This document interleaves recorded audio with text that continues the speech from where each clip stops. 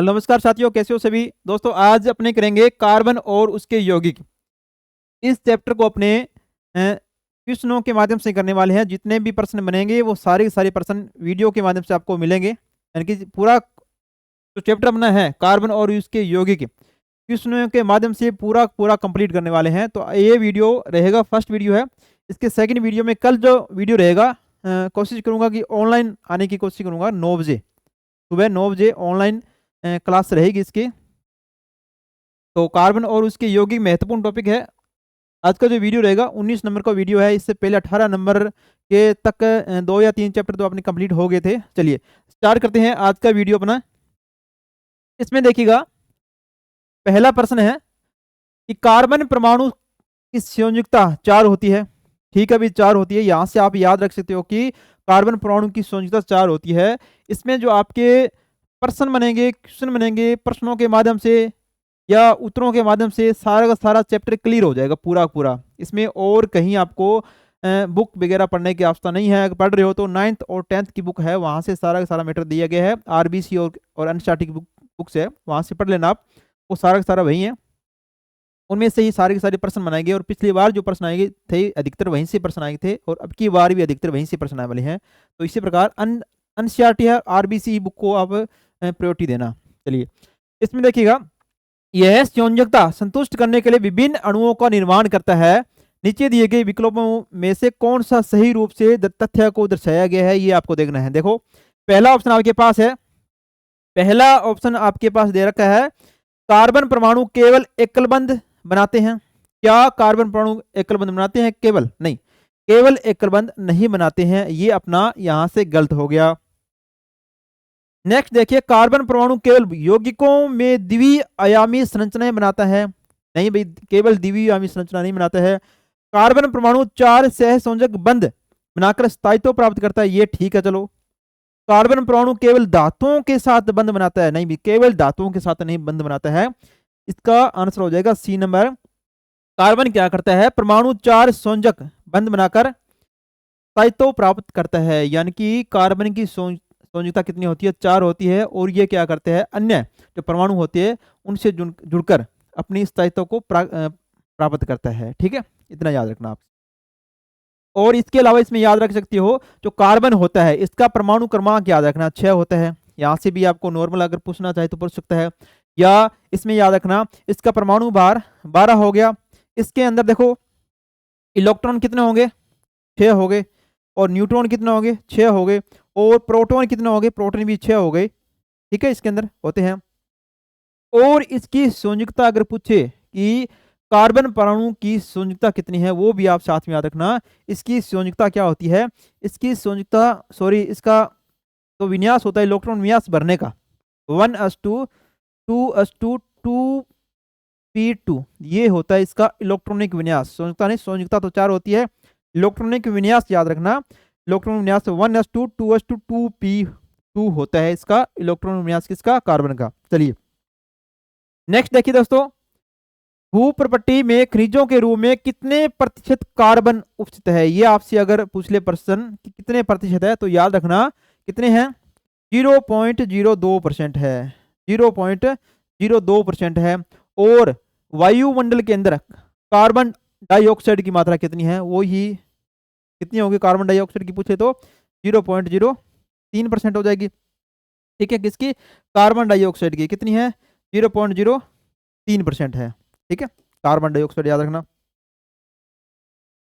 भूप्रपट्टी में खनिजों के रूप में क्या उपस्थित होते हैं? जो खनिज पाए जाते हैं उसके रूप में क्या क्या उपस्थित है? देखो इसमें कार्बोनेट है, हाइड्रोजन कार्बोनेट है, कोयला पेट्रोलियम है, या उपरोक्त सभी है। यहां से याद रखना, कार्बोनेट भी है, हाइड्रोजन कार्बोनेट भी है, और कोयला व पेट्रोलियम है। इस प्रकार उपरोक्त सभी हो जाएगा खनिज के रूप में। अगर आपसे इस प्रकार के प्रश्न पूछ सकता है, देखो ठीक है, तो क्या हो जाएंगे? इसका उपरोक्त सभी हो जाएगा, उपरोक्त सभी है इसके।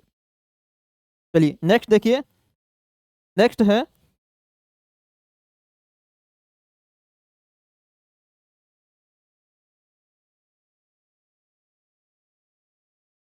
श्रृंखलन का गुण प्रबल होता है। इसमें से कौन सा तत्व है जिसमें श्रृंखलन का गुण पाया जाता है? ऐसा कौन सा तत्व है जो श्रृंखला बनाने की प्रवृत्ति रखता है। देखिए बताइए कौन सा है, सल्फर है, नाइट्रोजन है, सिलिकॉन है या कार्बन है। तो श्रृंखलन का गुण के लिए याद रखना कार्बन ही एक ऐसा तत्व है जिसके अंदर श्रृंखलन का गुण पाया जाता है, क्योंकि ये बहुत संयुक्त चार होती है, अनेक तत्वों से मिलकर अनेक प्रकार के यौगिकों की बनाने की क्षमता रखता है। कौन है? कार्बन। देखो जिस प्रकार मीथेन का निर्माण कर लिया, ये श्रृंखला बना रही यहां से इसने, एथेन है, प्रोपेन है, ठीक है, ये श्रृंखला बना रहा है, ब्यूटेन है, ठीक है, ये क्या कर रहा है? श्रृंखला का निर्माण कर रहा है। कार्बन कितनी भी श्रृंखला जोड़ते जाओ, क्योंकि इसके अंदर क्या पाया जाता है? श्रृंखलन का गुण पाया जाता है। तो किस में पाया जाता है श्रृंखलन का गुण? कार्बन के अंदर पाया जाता है, याद रखिएगा, कार्बन के अंदर। चलिए नेक्स्ट देखो, इसमें नेक्स्ट है कार्बनिक यौगिकों के यौगिक होते हैं। जो कार्बनिक यौगिक होते हैं उनके यौगिक क्या कहलाते हैं? इस प्रकार का भी प्रश्न बन सकता है। थोड़ी सी भाषा को घुमा दे और आंसर आपको कहा मिले, प्रश्न में ही आंसर आपका हो। क्या दे रखा है? कार्बनिक यौगिक के यौगिक क्या होते हैं? तो क्या होंगे? कार्बन ही होंगे। कार्बन के यौगिक क्या कहलाएंगे? कार्बन ही कहलाएंगे। तो आंसर हो जाएगा इसका कार्बन, याद रखना। इस प्रकार का भी प्रश्न आपके बन सकता है। नेक्स्ट देखिए, कार्बन के कुल कितने प्राकृतिक समस्थानिक है? कितने समस्थानिक है ये भी बन सकता है। आपसे ये नहीं पूछा जाएगा कौन कौन से है, तो कितने हैं, कितनी मात्रा में है, कितनी संख्या में है, ये आपसे पूछा जा सकता है। तो याद रखिएगा कितने हैं समस्थानिक इसके, बताइए, कमेंट कीजिएगा कितने हैं इसके। 3 समस्थानिक है, याद रखना, 3 समस्थानिक है किसके? कार्बन के है। कौन कौन से है? Carbon 12, carbon 13, carbon 14। देखिए समस्थानिक का मतलब क्या होगा? ऐसे जो परमाणु होंगे, तत्व होंगे जिसके अंदर परमाणु क्रमांक बराबर होगा, परंतु परमाणु जो भार होगा वो क्या हो जाएगा? अलग अलग हो जाएगा। जैसे देखो 12, 13, 14 इसको बोला जाता है। ये क्या है? इसके परमाणु भार है। अगर इसके अंदर परमाणु क्रमांक की बात करें, यानी कि प्रोटॉन की बात करें, प्रोटॉन और परमाणु क्रमांक एक ही बात है। चाहे परमाणु क्रमांक बोलो, चाहे प्रोटॉन की संख्या बोलो, वो सेम होती है हमेशा। प्रोटॉन की इसके अंदर 6 है, 6 है, 6 है। अगर न्यूट्रॉन की बात करें, ये हमेशा बदलते हैं इसके अंदर, ठीक है। जितने भी समस्थानिक एक दूसरे के होते हैं, इसमें केवल प्रोटॉनों की संख्या ही चेंज होती है, याद रखना। इसमें कितने प्रोटॉन? 6 है, और इसके अंदर 7 प्रोटॉन आ गए, इसके अंदर 8 प्रोटॉन आ गए, ठीक है। यहां से आपको क्या याद रखना है कि कार्बन 14 है। ये जो समस्थानिक है किसका? कार्बन का। ये किस में यूज आता है? इसमें इसका उपयोग कहां पर करते हैं? देखो इसका उपयोग कहां करेंगे? तो जीवाश्म, ठीक है, उनकी आयु ज्ञात करने में कार्बन डेटिंग पत्ती जिसको बोलते हैं, इसको यूज किया जाता है, क्योंकि कार्बन 12 और 13 क्या होती है? स्थायी होते हैं। इसमें एक गुण पाया जाता है इसका, रेडियो एक्टिव का गुण पाया जाता है, ठीक है। रेडियोता होती है इसके अंदर कार्बन 14 में ज्यादा होती है। इसी वजह से इसका उपयोग कहाँ किया जाता है? जीवाश्मों की आयु ज्ञात करने में, कार्बन डेटिंग जो पत्ती होती है उसको ज्ञात करने में इसका यूज करेंगे। कार्बन 14 है जो कार्बन का समस्थानिक उसका उपयोग करते हैं, ठीक है। यहाँ तक ये याद रखना। इसमें तक समस्थानिक कितने हो जाएंगे? 3 हो जाएंगे। 3 समस्थानिक है किसके? कार्बन के हैं। चलिए नेक्स्ट देखिए, नाइट्रोजन के 2 परमाणुओं के बीच कितने आबंध होते हैं? अगर नाइट्रोजन की 2 परमाणु हैं उनके बीच में आपसे पूछ ले कि आबंध कितने हैं, कितने बंध बनाते हैं, तो कैसे है ये? इसकी आपको क्या ज्ञान? बिंदु संरचना बनानी आनी चाहिए। बिंदु संरचना के आधार पर ये आबंध निकाले जाते हैं, कितने आबंध है, ठीक है। क्योंकि नाइट्रोजन होता है, नाइट्रोजन कितने नंबर पर आता है? 7 आता है। 7 आता है तो उत्कृष्ट गैस को प्राप्त करने के लिए कह सकते हैं, या नाइट्रोजन अपने स्थायित्व को प्राप्त करने के लिए क्या करेगा? कितने इलेक्ट्रॉन उसको और चाहिए? 3 अगर मैं और जोड़ देता हूं तो ये 10 हो जाएगा। तो ये क्या हो जाएगा? एक स्थायित्व यानी कि उत्कृष्ट गैस का प्राप्त कर लेगा ये, ठीक है, स्थायित्व प्राप्त कर लेगा।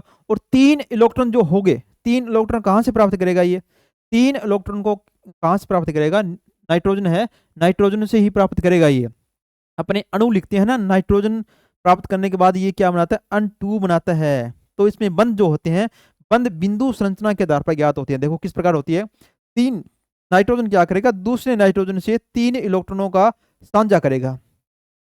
ये नाइट्रोजन इस नाइट्रोजन से 3 इलेक्ट्रॉन को साझा करेगा, और ये नाइट्रोजन इस नाइट्रोजन से 3 इलेक्ट्रॉनों का साझा करेगा। इसका मतलब क्या, बीच में 3 लाइनें आ जाएगी। 3 लाइनें का मतलब क्या, त्रिबंध हो गया ये। इस प्रकार क्या हो जाएगा, त्रिबंध हो जाएगा। यानी कि 3 अबंध पाए जाते हैं। 3 त्रिअबंध हो गया। इसकी बिंदु संरचना अगर बनाई अपने, किस प्रकार बनेंगे, देखो इस प्रकार की एक बिंदु संरचना इसकी होती है। क्योंकि 4 जो इलेक्ट्रॉन होते हैं वो तो अलग ही हैं, पड़े ही हैं। ये नाइट्रोजन है एक, और इधर नाइट्रोजन है। तो 3 के साथ 3, इस वाले के 3 और इस वाले के 3, ये क्या करें आपस में, ठीक है, अबंध बनाएंगे नाइट्रोजन। ये तो इस प्रकार ये इसका बनेगा, ठीक है। तो इस प्रकार ये क्या बन जाएगा, 3, ये बन जाएगा त्रिअबंध नाइट्रोजन का, ठीक है। तो त्रिअबंध बनाएगा, त्रिअबंध। चलिए नेक्स्ट देखिए, कार्बन के सबसे बाहरी कोष में कितने इलेक्ट्रॉन होते हैं। तो इसके लिए आपको क्या आना चाहिए, कार्बन का इलेक्ट्रॉनिक विन्यास क्या है वो अगर आपको आ रहा है तो आप पता लगा दोगे। तो कितने इलेक्ट्रॉन, देखो इलेक्ट्रॉनिक विन्यास कितना होता है, क्या होता है वो, इसका जो इलेक्ट्रॉन विन्यास होता है 1s2 2s2 2p2, ये इलेक्ट्रॉनिक विन्यास होता है। तो बाहरी कोष कौन सा हो गया, ये वाला हो गया, 2 वाला। तो ये बाहरी कोष हो गया। तो कितने इलेक्ट्रॉन हैं यहाँ पर, 4 इलेक्ट्रॉन हैं। यानी कि कार्बन के जो बाहरी कोष होता है उसमें कितने इलेक्ट्रॉन पाए जाएंगे, 4 इलेक्ट्रॉन पाए जाएंगे। कितने हो जाएंगे, 4 इलेक्ट्रॉन पाए जाएंगे, ठीक है। चलिए नेक्स्ट देखिए, ऑक्सीजन के प्रत्येक परमाणु अष्टक को पूरा करने के लिए किससे इलेक्ट्रॉन की साझेदारी करेगा, वही है। उसी प्रकार नाइट्रोजन जो कर रहा है उसी प्रकार ये ऑक्सीजन करेगा। नाइट्रोजन के साथ क्या कर रहा था, साझेदारी कर रहा था। इसी प्रकार ऑक्सीजन क्या करेगा, ऑक्सीजन के साथ ही साझेदारी करेगा। क्योंकि ऑक्सीजन होता है, इसका परमाणु क्रमांक कितना होता है, 8 होता है। ये स्थायित्व को प्राप्त करने के लिए कितने इलेक्ट्रॉन चाहिए, इसको 2 इलेक्ट्रॉन और चाहिए। तो 2 इलेक्ट्रॉन की साझेदारी किससे करेगा, ये करेगा ऑक्सीजन के साथ ही करेगा। अगर बंद पूछ ले तो क्या आ जाएगा, इस प्रकार इसको लिखा जाता है, ठीक है। इसका अणु क्या होता है, O2 के रूप में लिखा जाएगा इसका। तो ऑक्सीजन है, ऑक्सीजन के साथ ही क्या करेगा, अबंध बनाएगा। तो ऑक्सीजन इसका बी नंबर इसका आंसर हो जाएगा। चलिए नेक्स्ट देखिए, नेक्स्ट है कार्बन सभी तत्वों में अद्वितीय है क्योंकि यह 4 आपके पास ऑप्शन है। देखिए पहला देखिए क्या दे रखा है, केवल धातुओं के साथ यौगिक बनाए, इस वजह से इसको अद्वितीय कहेंगे। या फिर केवल एक संयुक्ता प्रदर्शित करें, इस वजह से कहेंगे। या फिर केवल हाइड्रोजन के साथ बंध बनाई, इस वजह से कहेंगे। या लंबी श्रृंखलाएं और शाखित संरचनाएं बनाई, इस वजह से कहेंगे। तो कार्बन में क्या पाया जाता है, श्रृंखलन का गुण पाया जाता है और ये शाखित संरचनाएं बनाता है। इस वजह से ये क्या है, अन्य तत्वों की तुलना में एक अद्वितीय है, ठीक है। इसका क्या हो जाएगा, डी नंबर होगा, डी नंबर इसका हो जाएगा, लंबी श्रृंखला और शाखित संरचना बनाएगा। डी नंबर इसका आंसर सही हो जाएगा। चलिए नेक्स्ट देखिए, वोहलर का कौन सा प्रयोग जैव शक्ति सिद्धांत के रूप में जाना जाता है। यहां से आपका एक डायरेक्ट प्रश्न बन सकता है कि जैव शक्ति सिद्धांत किससे संबंधित है, तो किससे हो जाएगा, वोहलर से हो जाएगा, याद रखना। अब देखिए ऑप्शन पढ़िएगा, 4 ऑप्शन आपके पास है। उन्होंने अमोनियम सल्फेट और पोटेशियम साइनेट के साथ मिलाकर एक कार्बनिक यौगिक बनाया, क्या ये सही है। या फिर उन्होंने यूरिया को पहली बार प्राकृतिक स्रोतों से अलग किया। या फिर उन्होंने अमोनियम साइनेट नामक अकार्बनिक पदार्थ से प्रयोगशाला में यूरिया जो कार्बनिक यौगिक है का संश्लेषण किया। या फिर उन्होंने जैविक प्रक्रियाओं को समझने के लिए जीवित कोशिकाओं का उपयोग किया। तो वोहलर ने क्या किया, सर्वप्रथम एक कार्बनिक पदार्थ बनाया था, कौन सा, अमोनिया बनाया था। किससे बनाया था, अमोनियम साइनेट से, याद रखना, अमोनियम साइनेट से। यहां से भी इस प्रकार का ही प्रश्न बन सकता है कि अमोनिया साइनेट से, या फिर इस प्रकार का प्रश्न बनेगा कि वोहलर ने अमोनिया का निर्माण तो किया किस अकार्बनिक पदार्थ से किया था, तो अमोनियम साइनेट से किया था, एक कार्बनिक पदार्थ यूरिया। तो यूरिया का फॉर्मूला क्या होता है, देखो यूरिया का सूत्र बोले तो NH2CO याद रखना। ये क्या होता है, यूरिया का फॉर्मूला होता है, रासायनिक सूत्र जो आपके चैप्टर है वहां से ये पूछा जा सकता है कि यूरिया का रासायनिक सूत्र क्या है, NH2CO होता है, याद रखिएगा। तो सी नंबर इसका हो जाएगा, सी नंबर इसका आंसर सही हो जाएगा। नेक्स्ट देखो, 3 कथन आपके पास है। सहसंयोजी अबंधों के संदर्भ में निम्नलिखित कथनों में से कौन से सही नहीं है, ये देखना है, सही नहीं है। जब भी आप प्रश्न पढ़े, कथन वाला इस प्रकार का प्रश्न दे रखा है, कौन सा सही है कौन सा सही नहीं है, तो आप यहाँ से जरूर पढ़िएगा। यहाँ से एक या दो क्वेश्चन अपने गलत होने के चांसेस रहते हैं। देखो इसमें पहला है, यह आबंध दो परमाणुओं के बीच इलेक्ट्रॉन युग्म की साझेदारी करता है। इसका मतलब क्या? सहसंयोजी आबंध का मतलब ये होता है कि दो परमाणु होते हैं, उनके बीच इलेक्ट्रॉन युग्म की साझेदारी होती है। ये भी ठीक है, इलेक्ट्रॉन की युग्म की साझेदारी होती है, इसको क्या बोलते हैं? सहसंयोजी आबंध बोला जाता है। ये सही है आपका पहला। आपको आपको देखना क्या है, सही नहीं है वो देखना है। सहसंयोजी आबंध वाले यौगिकों का क्वथनांक अत्यधिक उच्च होता है। अत्यधिक उच्च होता है? नहीं भाई, अत्यधिक उच्च नहीं होता है, हमने तो ये नहीं पढ़ा है। देखो, सामान्यतः ऐसे सहसंयोजी यौगिक विद्युत के कुचालक होते हैं। ठीक है भाई, कुचालक होते हैं, परंतु याद रखना इसमें सहसंयोजी आबंध जो होते हैं वाले जो यौगिक होंगे, उनके क्वथनांक और गलनांक हमेशा क्या होंगे? निम्न होंगे। ठीक है, तो इसका हो जाएगा 2 नंबर। ये क्या गलत है? तो गलत अपने को देखना है, केवल 2 नंबर आ जाएगा। ठीक है, 2 नंबर हो जाएगा। इसकी देखिए विशेषता, देखिए इसकी, दो परमाणुओं के बीच इलेक्ट्रॉन के एक युग्म साझेदारी के द्वारा बनने वाले आबंध को क्या कहेंगे? सहसंयोजी आबंध कहेंगे। और इसके बाद याद रखिएगा, सहसंयोजी आबंध वाले अणुओं के भीतर प्रबल आबंध होता है। आबंध तो प्रबल होगा, परंतु अंतराणु का बल होगा वो कमजोर होगा। ठीक है, अंतराणु एक दूसरे से जोड़े रखने की क्षमता होगी, वो क्या हो जाएगी? कमजोर हो जाएगी। कमजोर होने की वजह से क्या होगा? इसका जो क्वथनांक होगा और गलनांक होगा वो कम हो जाएगा। ठीक है, इन यौगिकों के क्वथनांक और गलनांक क्या होंगे? कम होंगे। हमेशा याद रखना किस वजह से होंगे। यहां से भी इस प्रकार का प्रश्न दे दिया आपको, किस वजह से कम होंगे, तो याद रखना इसमें अंतराणु का जो बल होगा, अंतराणु का बल क्या होगा? दुर्बल होता है, कमजोर होता है, इसकी वजह से होता है। परमाणुओं के बीच इलेक्ट्रॉन की साझेदारी होती है और आवेशित कण बनते हैं। सामान्यतः ऐसे सहसंयोजी यौगिक विद्युत के कुचालक होते हैं। याद रखना ये कुचालक होते हैं। क्वथनांक और गलनांक क्या होंगे? कम होंगे इसके। ठीक है, चलिए नेक्स्ट देखिए।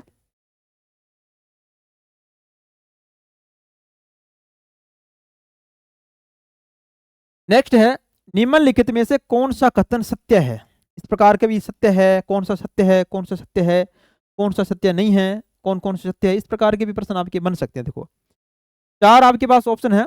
अपरूप के भौतिक गुण समान होते हैं लेकिन रासायनिक गुण भिन्न भिन्न होते हैं।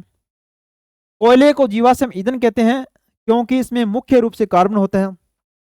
3 नंबर है, अक्रिस्टलीय अपरूपों में निश्चित ज्यामितीय संरचना होती है या फिर अपरूपता केवल धातुओं में ही पाई जाती है। इसमें से देखो कौन सा सत्य है, आपको देखना है। तो आपने अगर अपरूप को अच्छी तरह से पढ़ा है तो इसमें दे रखा है कि इनके भौतिक गुण क्या होते हैं? एकदम भिन्न होते हैं, देखने में ये भिन्न लगते हैं। जैसे ग्रेफाइट है, हीरा है, फ्लोरीन है, एक दूसरे को जब देखते हैं तो एक दूसरे से भिन्न लगते हैं, परंतु इसके रासायनिक गुण हमेशा क्या होंगे? भिन्न नहीं होंगे, ये होंगे समान होंगे। इनके रासायनिक गुण हमेशा समान होंगे। ठीक है, केवल भौतिक गुण क्या होंगे? भिन्न होते हैं। कोयले को जीवाश्म ईंधन कहते हैं। ठीक है, जीवाश्म ईंधन कहेंगे इसको। जीवाश्म में ईंधन के माध्यम से प्राप्त करते हैं क्योंकि इसमें मुख्य रूप से कार्बन होता है, कार्बन में होते हैं, इसकी वजह से ये क्या जलता है, ये ठीक है। अक्रिस्टलीय अपरूपों में निश्चित ज्यामितीय संरचना होती है। जो अक्रिस्टलीय अपरूप है उसमें क्या होती है? निश्चित ज्यामितीय संरचना नहीं होती है, केवल क्रिस्टलीय जो होते हैं उसके अंदर ही निश्चित ज्यामितीय संरचना होगी। क्रिस्टलीय की अगर बात करें, जैसे हीरा है, ग्रेफाइट है, फ्लोरीन है, ये क्रिस्टलीय अपरूप है। इसके अलावा अक्रिस्टलीय जैसे काजल हो गया, कोक हो गया, चारकोल हो गया, ठीक है, कार्बन गैस वगैरह होगी, इसमें क्या होगा कि अक्रिस्टलीय रूप है, इनमें इनकी कोई निश्चित संरचना नहीं होती है।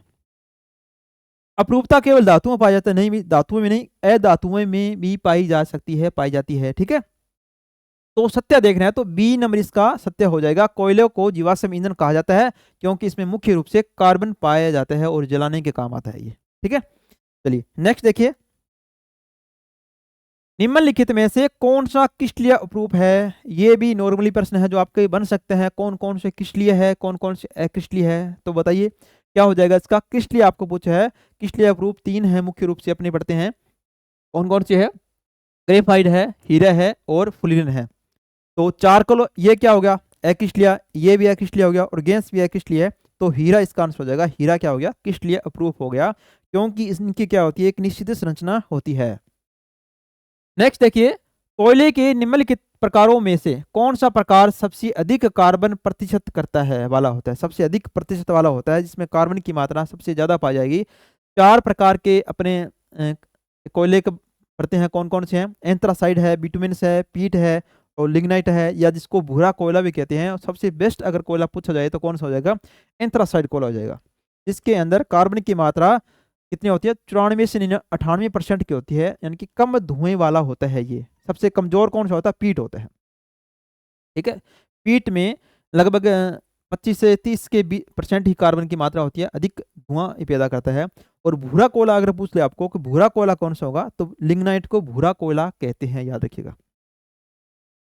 अब देखिए, बिटुमेन्स कोयले में कार्बन का प्रतिशत आपसे प्रश्न इस प्रकार भी दे सकता है कि 4 कोयले दे दे और आगे दे दे आपको कि इसके अंदर कौन कौन सी कितनी % की मात्रा पाई जाती है, मिलान वाला प्रश्न दे दे। ये भी थोड़ा याद रखिएगा। 75 से 85% है बिटुमेन से पाई जाती है। ठीक है, और पीट में लगभग 27% होती है। अलग अलग बुक्स में अलग अलग दे रखा है ये। और एंथ्रासाइड में 98 पाई जाती है, यानी कि मैक्सिमम अगर बात करें, मैक्सिमम हो जाएगा एंथ्रासाइड का। ठीक है, मैक्सिमम हमेशा एंथ्रासाइड है। उसके बाद नंबर आता है आपको 75 से 85 इसकी मिल सकती है, 80 से 75 भी मिल सकती है। इस प्रकार के अलग अलग बुक्स में अलग अलग दे रखा है। इसमें ये बिटुमेन्स पाया जाता है, 75 से 80 है। और लिग्नाइट की बात करें, जिसको भूरा कोयला कहते हैं, इसमें कार्बन का % 30 से 40% होता है। और पीट में कितना होता है? केवल 27% होता है। ठीक है, इनके अनुमानित थोड़े याद रखना। अगर ऑप्शन में मिलान वाला प्रश्न आए तो आसानी से हो जाएगा, अगर आपको 1 या 2 के बारे में अच्छी तरह से पता है तो। ठीक है, चलिए नेक्स्ट देखिए। इसमें नेक्स्ट है, निम्नलिखित कथनों में से कौन सा सही है? ये देखना है, 4 आपके पास कथन है, ये देखिएगा। क्रिस्टलीय उपरूप में कार्बन परमाणु एक निश्चित व्यवस्थित होते हैं और निश्चित बंद कोण का निर्माण करते हैं। क्या ये सही है? क्योंकि क्रिस्टलीय अपरूप की बात कर रहे हैं, क्रिस्टलीय है तो परमाणु निश्चित व्यवस्था के अंदर होंगे। ठीक है भाई, क्योंकि इसके अंदर निश्चित बंद कोण होंगे, बंद कोण निश्चित है, तो इसी वजह से वो क्या हो गया? एक निश्चित संरचना के अंदर डला हुआ है। 2 नंबर है, अक्रिस्टलीय अपरूप में कार्बन परमाणु की ज्यामितीय संरचना अनिश्चित होती है। ठीक है भाई, अनिश्चित होती है। और हीरा और ग्रेफाइट कार्बन के क्रिस्टलीय अपरूप है। हीरा है, ग्रेफाइट है, ठीक है, फ्लोरीन है, ये क्या हो गए? क्रिस्टलीय अपरूप होते हैं, ये भी ठीक है। कोक है, कास्ट चारकोल है, काजल कार्बन के अक्रिस्टलीय रूप है, ये भी ठीक है। अभी ये क्या होती है? इनके अंदर जो संरचना होती है कार्बन की अनिश्चित होती है, इसकी वजह से क्या हो गया? ये अक्रिस्टलीय अपरूप है। तो इसका मतलब ये हो गया, ये चारों के चारों सही है। तो अपना हो जाएगा 1 2 3 4, 1 2 3 4, डी नंबर इसका ऑप्शन हो जाएगा, चारों सही है। देखो, इस प्रकार के प्रश्न बनाने का मेरा मेन उद्देश्य ये है कि पूरा पूरा जितना भी सिलेबस है कार्बन और यौगिक से संबंधित, पूरा सिलेबस को प्रश्नों के माध्यम से आपको रिपीट हो। ठीक है, ताकि आप का अच्छी तरह से याद हो सके। देखिए, इस प्रकार का भी प्रश्न आके मने आपके कौन सा सही है निम्न में से? 4 कथन दे दे आपको, तो कैसे करोगे? देखो, पढ़िए कथन, पढ़िए। हीरे में कार्बन के प्रत्येक परमाणु कार्बन के 4 अन्य परमाणु के साथ आबंधित होकर एक दृढ़ त्रियामी चतुष्फलकीय संरचना का निर्माण करता है। हीरे के लिए आप याद रखिएगा, हीरे और ग्रेफाइट में बहुत ज्यादा कंफ्यूज करता है ये। देखो, 2 बात याद रखिएगा, इसमें कार्बन के 4 अन्य परमाणु मिलते हैं, याद रखना। 4 अन्य मिलते तो 4 अन्य परमाणु हैं। संरचना किस प्रकार की बनाता है? त्रियामी संरचना बनाता है। त्रियामी, दृढ़ त्रियामी चतुष्फलकीय संरचना बनाएगा। कौन बनाएगा? हीरा बनाएगा। क्योंकि कई बार ये क्वेश्चन अभ्यर्थियों का गलत हो जाता है कि चतुष्फलकीय संरचना या चतुष्फलकीय कार्बन किस में जुड़ते हैं, ये गलत कर देते हैं। क्योंकि यहां से देखो, ग्रेफाइट में दे रखा होगा, ग्रेफाइट में क्या होता है? 3 अन्य परमाणु जुड़ते हैं। यहाँ से इसमें 3 अन्य परमाणु जुड़ते हैं, परंतु इसमें त्रियामी संरचना नहीं होती, याद रखना। किसमें? ग्रेफाइट में 3 परमाणु तो जुड़ेंगे ग्रेफाइट में, त्रियामी संरचना किसमें होगी? वो होगी हीरे के अंदर होगी। इसकी संरचना होती है षटकोणीय होती है। इस प्रकार के थोड़ा सा कंफ्यूजिंग हो सकता है इसमें। देखो, कथन 2 नंबर है, हीरा विद्युत के कुचालक होते हैं।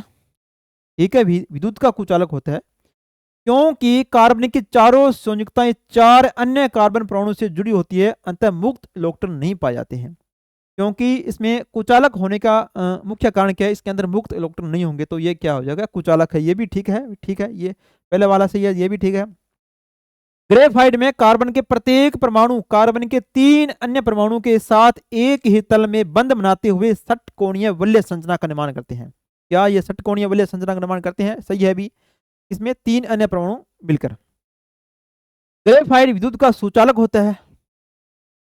हाँ भी ठीक है, भी सुचालक होता है क्योंकि इसमें मुक्त इलेक्ट्रॉन की उपस्थिति और 2 परतों के बीच स्थान होता है। क्योंकि 2 परत होते हैं, इसके अंदर बीच में स्थान होता है और इसके अंदर इसमें क्या होता है कि मुक्त इलेक्ट्रॉन पाए जाते हैं। इसकी वजह से क्या हो गया, इसमें ये विद्युत का क्या होगा, सुचालक होगा। साथ में याद रखिएगा, जो ग्रेफाइट होता है विद्युत का सुचालक होता है, उसका उष्मा का भी सुचालक होता है। केवल हीरा जो है विद्युत का कुचालक होगा, उष्मा का क्या होगा, सुचालक होगा। इसके बारे में याद रखिएगा। तो ये सारे चारों ऑप्शन आपके कथन हैं जो सही है, तो 1 2 3 4 सही होंगे। ठीक है, तो इस प्रकार के ऑप्शन आप करोगे, आप पूरा चैप्टर पढ़ के इन प्रकार के क्वेश्चन को करते हैं तो एक करने में भी आनंद आता है प्रश्नों को, और एक स्थायी तरीके से ये याद भी होते हैं। जितने भी प्रश्न अपने करवा रहे हैं, जल्द ही इस प्रकार की क्वेश्चनों की सीरीज भी अपने एक मैराथन के माध्यम से कराएंगे। इसके अलावा एक इसकी बुक भी जनवरी के अंतिम सप्ताह के अंदर, ठीक है, अनुमान है कि एक बुक भी आ जाएगी केवल साइंस के लिए। इसमें बहुत ही मस्त मस्त अच्छे अच्छे प्रश्न होने वाले हैं। ठीक है, तो क्योंकि वो बुक बनाने का मेरा उद्देश्य ये है कि आपका जो है एक चैप्टर पढ़ने के बाद किस प्रकार उन क्वेश्चनों को करना है, हल करना है, ताकि ज़्यादा से ज़्यादा आपका क्या हो, रिवीजन हो इसके अंदर। ठीक है, जितने क्वेश्चनों के माध्यम से ज़्यादा रिवीजन होगा तो ही अपने को एक स्थायी रूप से याद रहने वाला है। ठीक है, अपने क्वेश्चन तो करते रहेंगे। ठीक है, और बुक के माध्यम से आप क्वेश्चनों को सॉल्व करना और यूट्यूब के माध्यम से भी करते रहना साथ साथ में। निम्नलिखित में से कार्बन का अति शुद्ध रूप कौन सा है? शुद्ध रूप पूछ लिया भाई, अति शुद्ध, शुद्ध भी नहीं है, अति शुद्ध रूप, बहुत ज्यादा शुद्ध रूप कौन सा? देखो, ग्रेफाइट है, कोक है, हीरा है, या नैनो कार्बन है। सबसे ज्यादा शुद्ध रूप पूछा जाए तो कौन सा हो जाएगा? हीरा हो जाएगा। हीरा, हीरा सबसे शुद्ध रूप है किसका? कार्बन का, याद रखिएगा।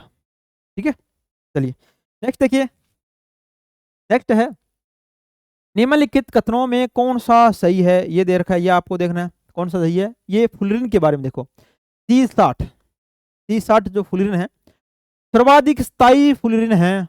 इसे बंक मिनिस्टर फुलरिन भी कहा जाता है। यहां से याद रखिएगा फुलरिन की खोज किसने की है? बंक मिनिस्टर ने की है। और कार्बन 60 वाला जो फुलरिन है उसको बंक मिनिस्टर फुलरिन कहा जाता है। इसके अलावा आपसे पूछ सकता है कि बंक मिनिस्टर फ्लोरीन किसे कहते हैं? कार्बन 60 वाले को कहते हैं, नहीं कि कार्बन 70 वाले को, कार्बन 80 वाले को, या कार्बन 50 वाले को नहीं कहते हैं। याद रखिए, कार्बन 60 वाले को, C60 वाले को ही बंक मिनिस्टर फ्लोरीन कहते हैं। याद रखिएगा, बंक मिनिस्टर फ्लोरीन में 60 कार्बन परमाणु होते हैं जो एक गोलाकार संरचना में व्यवस्थित होते हैं। फ्लोरीन की अगर संरचना पूछते आपको किस प्रकार की संरचना होगी? गोलाकार संरचना होगी। किसकी? फ्लोरीन की। याद रखिएगा, C60 फ्लोरीन को फ्लोरीन के अन्य रूपों की तुलना में कम स्थिर माना जाता है। देखो, क्या यह कम स्थिर होता है या अधिक स्थिर होता है? आपने क्या पढ़ रखा है? याद रखिएगा, C60 फ्लोरीन होता है, फ्लोरीन के अन्य जो रूप है इसके, ठीक है, उसकी में रूप है, उसकी तुलना में अधिक स्थिर होता है, अधिक स्थिर होगा। याद रखिएगा, ये अपना क्या होगा? गलत हो गया, यहां से अधिक स्थिर होगा। याद रखिएगा, ये क्या हो गया? गलत हो गया। बंक मिनिस्टर फ्लोरीन की संरचना में 12 पंचकोणीय और 20 षटकोण होते हैं। यहां से क्वेश्चन आपके अगर अंदरूनी क्वेश्चन बनाना चाहिए फ्लोरीन के बारे में, भविष्य में किसी भी एग्जाम में आपको मिल सकता है। 12 पंचकोणीय और 20 षटकोण होती है किसके अंदर? फ्लोरीन के अंदर होती है। याद रखिएगा, इसका 1 सही है, 2 सही है और 3 सही है, यानी कि 1 2 और 4 किसमें आ रहा है? 1 2 और 4 इसमें सही होंगे। याद रखें, 3 इसका गलत हो गया क्योंकि ये कम स्थिर दे रखा है, कब जबकि C60 के अन्य जो रूप है फ्लोरीन के, ठीक है, C50 70 हो गया, 80 हो गया, इसकी तुलना में अधिक स्थिर होता है। याद रखिएगा, चलिए नेक्स्ट देखिए। निम्नलिखित में से कौन से कथन सही है? कथन 1 दे रखा है, हीरे व ग्रेफाइट के भौतिक गुण अत्यंत भिन्न होते हैं। भौतिक गुण होते हैं, इनके देखने में एक भिन्न संरचना लगती है, लेकिन रासायनिक गुणधर्म एक समान होते हैं। ये सही बात कह रहा है, क्योंकि जब हीरे को देखोगे आप या ग्रेफाइट को देखोगे, इसकी संरचना देखने में इस प्रकार लगती है कि एकदम भिन्न होती है, परंतु जो रासायनिक गुण होते हैं इनके क्या होंगे? एकदम समान होंगे। हीरा अब तक का ज्ञात सर्वाधिक कठोर पदार्थ है। ठीक है भी, सर्वाधिक कठोर पदार्थ है अब तक का। हीरे में एक दृढ़ त्रियामी संरचना होती है। ठीक है भी, 4 परमाणु चतुष्फलकीय संरचना में जुड़कर क्या करता है, ये एक दृढ़ त्रियामी संरचना का निर्माण करता है। कौन करता है? हीरा करता है। तो ये आपके तीनों के तीनों कथन सही है। तो ये कौन सा हो जाएगा? 1, 2 और 3 इसके क्या हो जाएगा? सही हो जाएगा। ठीक है, चलिए नेक्स्ट देखो इसमें।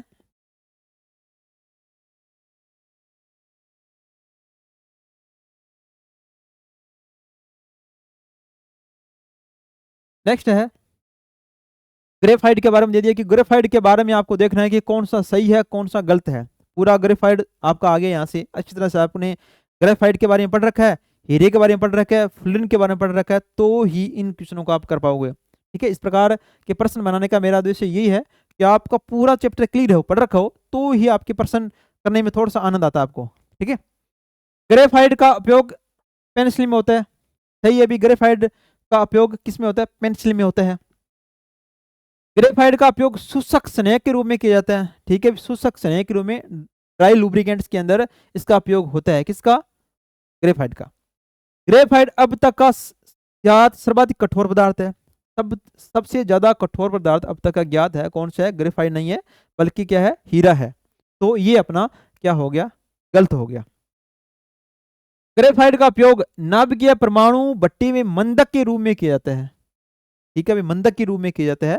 ये भी ठीक है, ये भी ठीक है, ये भी ठीक है। 1, 2 और 4 इसके सही हो जाएंगे। 1, 2 और 4, 1, 2 और 4 यानी कि सी नंबर इसका सही हो जाएगा। केवल और केवल इसका क्या हो जाएगा? कथन 3 इसका गलत हो जाएगा। ठीक है, चलिए निम्नलिखित में से कौन सा कार्बन का एलोट्रोपिक रूप है? एलोट्रोपिक रूप कौन कौन सा है? देखो, कोयला है, ग्रेफाइट है, चारकोल है, या लैंप ब्लैक है, कौन सा है?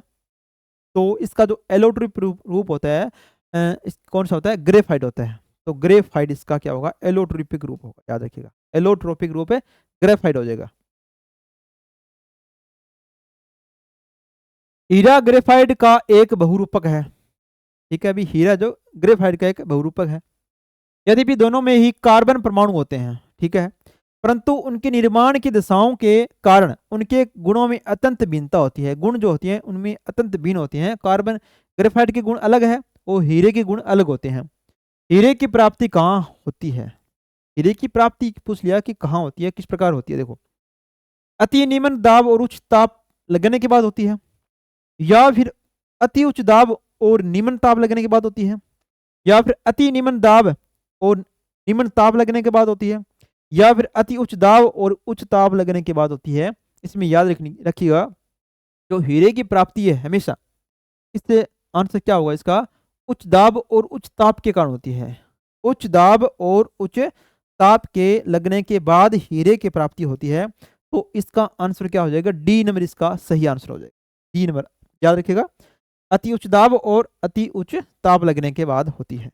चलिए नेक्स्ट देखिए, हीरा और ग्रेफाइट कार्बनिक की क्या है? कार्बनिक की ये क्या कहलाते हैं? हीरा और ग्रेफाइट क्या होंगे? समावेशी होंगे, समस्थानिक होंगे, अपरूप होंगे, या बहुलक होंगे? क्या हो जाएंगे ये कार्बन के? ये हो जाएंगे अपरूप हो जाएंगे। अपरूप है कौन है? हीरा और ग्रेफाइट। इस प्रकार का भी अगर छोटा क्वेश्चन बनाना चाहे तो इस प्रकार का भी बन सकता है। ये सारे प्रश्न डाल रखे हैं, छोटे बड़े मिक्स कथन वाले, सभी सभी प्रकार के। अब देखिएगा समावेशी क्या होते हैं। समावेशी के बारे में याद रखिएगा, इसका ये कार्बनिक यौगिक है, इसका भी एक पार्ट है। समावेशी अपने पढ़ेंगे नेक्स्ट वीडियो में। इसमें क्या होते हैं? इसमें इस प्रकार के कार्बनिक यौगिक होते हैं जिसमें इनका अणु सूत्र क्या होता है? समान होता है। ठीक है, परंतु इसके जो भौतिक गुण होंगे वो क्या हो जाएंगे? अलग अलग हो जाएंगे।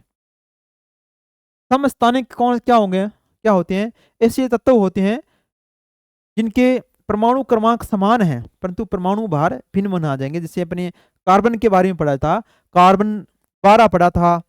ठीक है, कार्बन 13 है और कार्बन 14, ये एक दूसरे के क्या है? कार्बन के समस्थानिक है। इनके समस्थानिक का मतलब ये हो गया इनका स्थान समान है। स्थान समान का मतलब ये होता है कि इनका परमाणु क्रमांक बराबर है, या इनका कह सकते हैं प्रोटॉन की संख्या इनके में बराबर है, न्यूट्रॉन की संख्या इनमें भिन्न है। ठीक है, ये एक दूसरे के समस्थानिक है। अप्रूप हो गया। ठीक है, इनका रूप भौतिक गुण क्या होंगे इसके अंदर, बिल्कुल भिन्न होंगे, परंतु रासायनिक गुण इसमें क्या होते हैं, समान होती हैं। वो तत्व एक दूसरे के एक क्या कहलाती है, अप्रूप कहलाते हैं। और बहुलक क्या होती है, बहुलक में छोटी छोटी इकाइयां जुड़कर एक पदार्थ का निर्माण करेंगे, यानी कि मोनोमर्स इकाइयां मिलकर एक पदार्थ का निर्माण करेंगे, उसको क्या कर देंगे, बहुलक बोल देंगे। नेक्स्ट देखिए, इसमें वही डेफिनेशन दे रखी है। हीरा और ग्रेफाइट कार्बन के अप्रूप है। एक ही तत्व के विभिन्न भौतिक स्वरूपों को अप्रूप कहते हैं। एक ही तत्व है, अलग अलग उसके स्वरूप दे रखे हैं, रासायनिक गुण उनके समान, वो क्या हो जाएंगे, इसके क्या हो जाएंगे, अप्रूप हो जाएंगे। हीरा एक कठोर त्रियामी क्रिस्टलीय संरचना वाला होता है, और ग्रेफाइट है यह परतदार संरचना वाला अप्रूप है। और द्युत का क्या हुआ है, सुचालक होता है। समावयी मैंने बता दिया आपको, समस्थानिक बता दिया और बहुलक भी बता दिया। ऐसे यौगिक हैं जो मोनोमर नामक छोटी इकाइयों से दोहराव से बनती है, बार बार दोहराव से, यानी कि बहुत सारी इकाइयां मिलकर क्या बनाती है, बहुलक का निर्माण करती है। चलिए, कार्बन के अप्रूप कौन कौन सी है, कार्बन के अप्रूप कौन कौन से, देखो ग्रेफाइट है, फ्लोरीन है, हीरा है, तो अप्रूप कौन कौन से हो जाएंगे, सारे के सारे क्या है, कार्बन की अप्रूप है ये। ठीक है, इस प्रकार का भी प्रश्न आपके बन सकता है। चलिए देखो, कार्बन का कौन सा अप्रूप जियोडेसिक ग्लोब के रूप में जाता है। ग्लोब किस प्रकार होता है, गोलाकार होता है। तो इनमें से कौन सा एक ऐसा अप्रूप है जो गोलाकार संरचना बनाता है, गोलाकार संरचना बनाएगा, यहां से आपको मिल जाएगा। ग्लोब, ग्लोब कैसा होता है, गोलाकार होता है। तो गोलाकार संरचना कौन सा बनाता है, एक ही ठीक है अप्रूप है, कौन सा था, फ्लोरीन होता है। ठीक है, फुटबॉल आकार का ये होता है, फ्लोरीन हो जाएगा। फ्लोरीन क्या, जियोडेसिक, ठीक है, ग्लोब की तरह बनाता है, फ्लोरीन याद रखना। हीरे में प्रत्येक कार्बन परमाणु 4 अन्य कार्बन परमाणु में बंध कर बनता है। हीरा होता है, इसमें प्रत्येक कार्बन परमाणु जो होते हैं अन्य कार्बन परमाणु से जुड़कर किस प्रकार की संरचना का निर्माण करेगा, ये पूछ रहा है। एक षटकोणीय बनाएगा, एक कठोर त्रियामी संरचना बनाएगा, या फिर एक फुटबॉल के समान आकार की संरचना बनाएगा, या फिर एक अंगूठी की संरचना बनाएगा। तो इसमें कौन सा ऑप्शन सही हो जाएगा, तो एक कठोर त्रियामी संरचना का निर्माण करेगा, कौन करेगा, हीरा करेगा। ठीक है, 4 अन्य परमाणु की संरचना के साथ के रूप में जुड़कर। निम्न में से कौन सा उष्मागतिकीय रूप से सर्वाधिक स्थायी है। उष्मागतिकीय रूप से अगर देखा जाए तो सर्वाधिक स्थायी कौन सा होगा, 4 आपके पास ऑप्शन है, ग्रेफाइट है, डायमंड है, फ्लोरीन है, या कार्बन ब्लैक है। तो सर्वाधिक स्थायी अगर उसमें गति के रूप से पूछा जाए तो क्या लगाओगे आप, इसका आंसर हो जाएगा ग्रेफाइट हो जाएगा, याद रखना, ग्रेफाइट। हीरा होता है सबसे ज्यादा कठोर होता है, हीरे के अंदर हीरा सबसे ज्यादा कठोर होता है, उष्मा को ज्यादा ग्रहण नहीं कर पाता है, इसकी वजह से ग्रेफाइट क्या हो जाएगा, इसका उष्मा गति का रूप का सर्वाधिक स्थायी रूप हो जाएगा ग्रेफाइट। चलिए देखो, नेक्स्ट देखो, निम्नलिखित में से कथनों पर विचार कर नीचे दिए गए कुटों की सहायता से सही कथनों का चयन कीजिए कि कौन कौन से सही कथन है। देखो, ग्रेफाइट उष्मा का विद्युत का अच्छा चालक है। ठीक है, अभी ग्रेफाइट जो होता है उष्मा का और विद्युत का क्या होता है, अच्छा चालक होता है, ये सही है कथन। ग्रेफाइट उष्मा का अच्छा चालक है परंतु विद्युत का कुचालक है। देखो ये है कुचालक आ गया, ये कुचालक नहीं होता है ग्रेफाइट, ये उष्मा का भी और विद्युत का अच्छा चालक होता है। डायमंड उष्मा का अच्छा चालक है परंतु विद्युत का कुचालक है, या फिर डायमंड उष्मा और विद्युत का कुचालक है। तो क्या हो जाएगा, सही कथनों का चयन करना है, तो यह जाएगा डायमंड है उष्मा का तो अच्छा चालक होता है परंतु ये विद्युत का कुचालक नहीं होता है, कौन, हीरा, याद रखिएगा, ये इसका सही हो गया। ठीक है, डायमंड उष्मा और विद्युत दोनों का कुचालक नहीं होता है। हीरे और ग्रेफाइट के लिए याद रखिएगा, जो हीरा होता है उष्मा उष्मा का चालक होगा परंतु विद्युत का क्या होगा, कुचालक होगा। और ग्रेफाइट की बात करते हैं तो ग्रेफाइट क्या होगा, विद्युत और उष्मा दोनों का क्या होगा, सुचालक होगा, याद रखिएगा। ठीक है, तो 1 और 3 इसका आंसर क्या हो जाएगा, सही हो जाएगा, 1 और 3 इसका सही है। निम्नलिखित में से कार्बन के अपरूपों का चयन कीजिए कि कौन कौन से कार्बन के अपरूप है, इस प्रकार का भी प्रश्न बन सकता है। ठीक है, ग्रेफिन है, फ्लोरीन है, कार्बनडम है, डायमंड है, या कार्बाइन है, कौन कौन से हैं जो इसके अपरूप हैं। देखो, ग्रेफिन कार्बन का अप्रूव होता है, फ्लोरीन अपने पढ़ रखा है कि फ्लोरीन भी अप्रूव है। क्या कार्बनडम है, कार्बनडम जो होता है इसका अप्रूव नहीं होता है, इसका जो निर्माण होता है कार्बन और सिलिकॉन से होता है, याद रखना। ठीक है, सिलिकॉन कार्बन है इसका, सिलिकॉन कार्बाइड कहती है इसको। सिलिकॉन कार्बाइड इसको कहा जाता है। और डायमंड तो हो गया हीरा, और कार्बाइन हो गया, ये कार्बन का अप्रूव है, तो कार्बनडम नहीं है इसका, 3 नंबर इसका नहीं होगा। 1 2 4 5, 1 2 4 5 क्या हो जाएंगे, ये इसके अप्रूव हो गए। इसको क्या बोलते हैं, सिलिकॉन बोलते हैं, कार्बाइड बोलते हैं कार्बनडम को, ठीक है। सिलिकॉन इसके अंदर होता है, और कार्बन होता है क्योंकि कार्बन के अंदर केवल कार्बन ही होंगे। मार्स गैस का प्रमुख घटक है, मार्स गैस का प्रमुख घटक कौन सा है, प्रोपेन है, मीथेन है, एथेन है, या ब्यूटेन है। तो मार्स गैस का जो प्रमुख घटक कौन सा होता है, मीथेन होता है। मीथेन का फॉर्मूला क्या होता है, CH4 होता है मीथेन। मार्स गैस का, या जिसको बोल CNG गैस भी बोल सकते हैं, ठीक है, इसका प्रमुख घटक है। चावल के खेतों में भी मीथेन का उत्पादन सर्वाधिक होता है, ठीक है। और इसके अलावा कीचड़ वगैरह में, ठीक है, मीथेन गैस सर्वाधिक होती है। देखो यहाँ से आप याद रख सकते हो, जिससे मीथेन है इसको क्या कहते हैं, मार्स गैस कहते हैं। दलदल से प्राप्त मार्स स्थान, दलदल जो स्थान होते हैं या चावल के खेत वगैरह होते हैं, चावल में क्या होता है, सर्वाधिक पानी का यूज किया जाता है, तो दलदली भूमि हो जाती है, वहां से तो गैस बनती है, CH4 बनती है, मेथेन गैस बनती है, याद रखिएगा। CH3OH कास्ट सप्रीट, ठीक है। मेथेनॉल लकड़ी की भंजक से आसने से प्राप्त होती है, या एस्टिक अम्ल है, ठीक है। सिरके के लैटिन नाम एस्टेट से प्राप्त किया जाता है। एस्टिक अम्ल का अगर फॉर्मूला पूछा जाए तो क्या होता है, CH3CuOH होता है, एस्टिक एसिड, ठीक है। फॉर्मिक अम्ल है, फॉर्मेल्डिहाइड जिसको बोलते हैं, HCOOH होता है, ठीक है। फॉर्मिका चिंटी से प्राप्त, चिंटी के डंक में क्या होता है, फॉर्मिक एसिड होता है, जिसकी वजह से अपने को दर्द होता है। एक होता है लैक्टिक अम्ल होता है, ठीक है। लैक्टिक अम्ल क्या करता है, लैक्टम दूध से प्राप्त होता है, ठीक है। इसका अगर फॉर्मूला पूछ लिया जाए तो क्या होगा, CH3COOH होता है, इसका लैक्टिक अम्ल का। इस प्रकार ये आज के क्वेश्चन थे। तो मिलते हैं नेक्स्ट वीडियो में, नेक्स्ट जितने भी बच रहे हैं वो अपने नेक्स्ट वीडियो में करने वाले हैं, ठीक है। तो तब तक धन्यवाद दोस्तों।